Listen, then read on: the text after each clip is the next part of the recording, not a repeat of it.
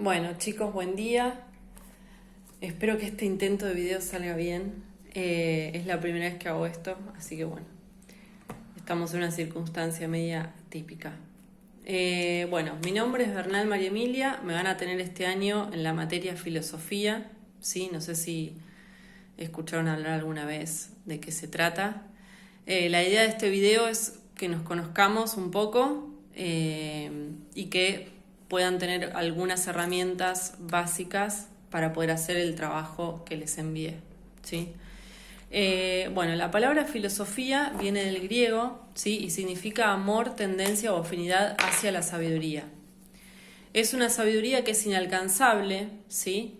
Que todo hombre tiende hacia ella, pero que no logra alcanzar por X motivo, justamente por la limitación humana y por la finitud del hombre, ¿sí?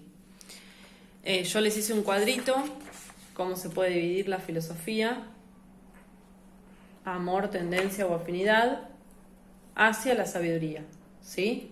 Bueno, la filosofía lo que va a hacer es justamente darle mucho valor a las preguntas por sobre las respuestas, ¿sí? Va a valorar el tema de que nos cuestionemos acerca de lo dado, lo naturalizado o lo establecido, ¿sí? Entonces son preguntas que van a tener múltiples respuestas y que todas van a ser válidas, ¿sí? No van a estar ligadas al tiempo, van a ser atemporales. ¿Por qué? Porque siempre nosotros, yo, mis antepasados y mis descendientes van a tener las mismas preguntas, ¿sí? O similares preguntas o inquietudes filosóficas, ¿sí? Promueven nuestro libre pensamiento, ¿sí? Y son, por ejemplo, ¿qué es el bien? ¿De dónde venimos? ¿Hacia dónde vamos? ¿Cuál es mi propósito en la vida? Etcétera, ¿sí?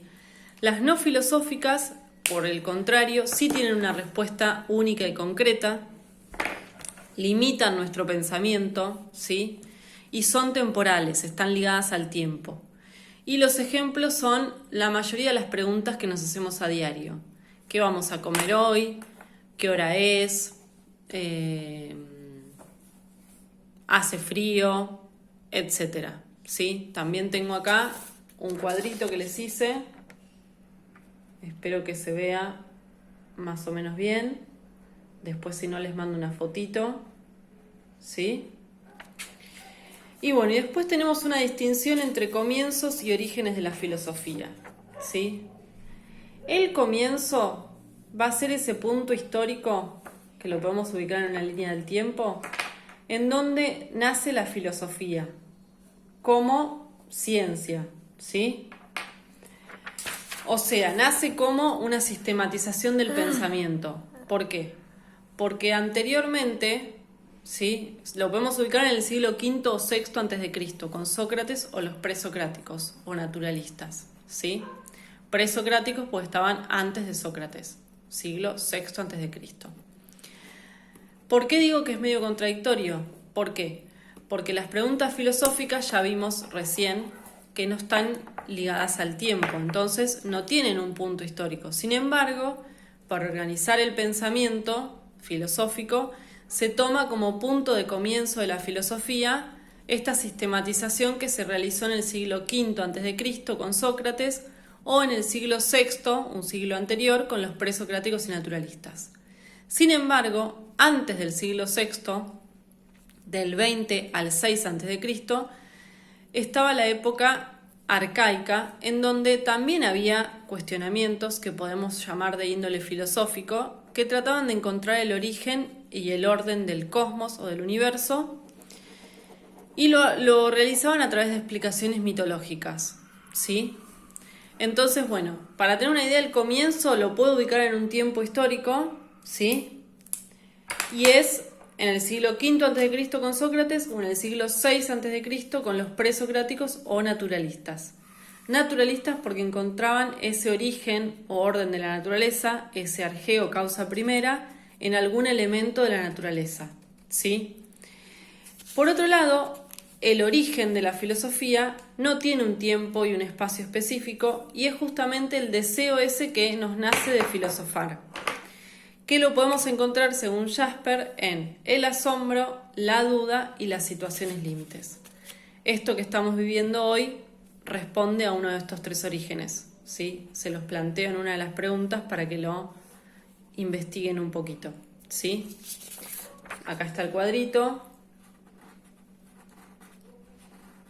¿sí? Ahora después les mando foto. Y por último, les quería hablar un poco acerca del concepto de verdad, ¿sí?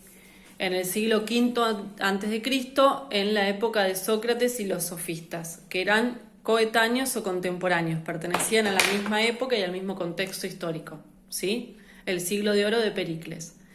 Bien, los sofistas eran funcionales al sistema, ¿sí? Grecia en ese momento estaba Atenas en un momento de esplendor económico, político, cultural, ¿sí? Y necesitaba mucho de la palabra, de la oratoria, de la persuasión.